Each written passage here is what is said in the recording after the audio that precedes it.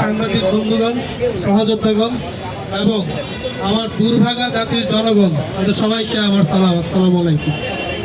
আমি এই জাতির জনগণকে দুর্ভাগা বললাম এই জন্য, যেই জমিনের উপরে আপনি দাঁড়ায় আছেন, যে জমিনের উপর আমি দাঁড়ায় আছি, এই জমিনের নিচে গ্যাস আছে, অথচ আমি গ্যাসের সংকটে ভুগতেছি।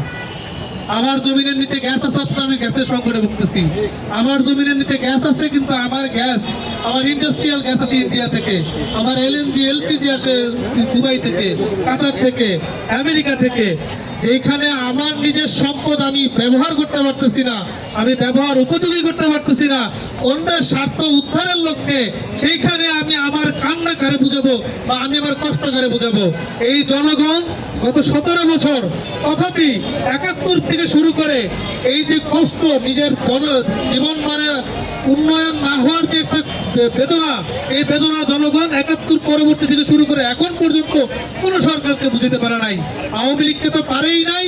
আওয়ামী লীগ একটা নির্দিষ্ট দেশের স্বার্থ রক্ষার্থে এই দেশের অর্থনীতির মেরুদণ্ডকে তো ভেঙে দিছেই, এবং তার আগে এবং পরে আমরা খুব তুলনামূলক ভালো কোনো অবস্থা আমরা দেখি নাই। তো সরকারের কাছে অনবিলম্বে আমি অনুরোধ জানাই, সরকার দেশের সম্পদকে দেশে ব্যবহার উপযোগী বানাক।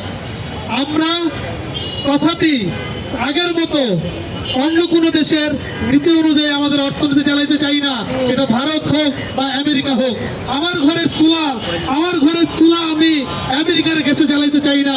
আমার ঘরের চুলা আমি আমার দেশের ঘরের চুলায় জ্বালাইতে চাই। আমার দেশের কারখানা আমি ভারতের গ্যাসে চালাইতে চাই না। আমার দেশের কারখানা আমি আমার বাংলাদেশের গ্যাসে চালাইতে চাই।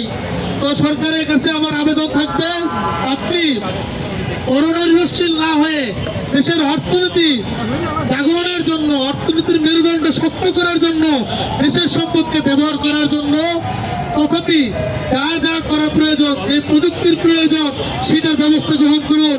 প্রয়োজনে আপনি চীনের সাহায্য নেন, কিন্তু সেই সম্পদ ব্যবহার উপযোগী করুন। এই বলে আমি আমার সংক্ষিপ্ত বক্তব্য শেষ করছি। আসসালামু আলাইকুম।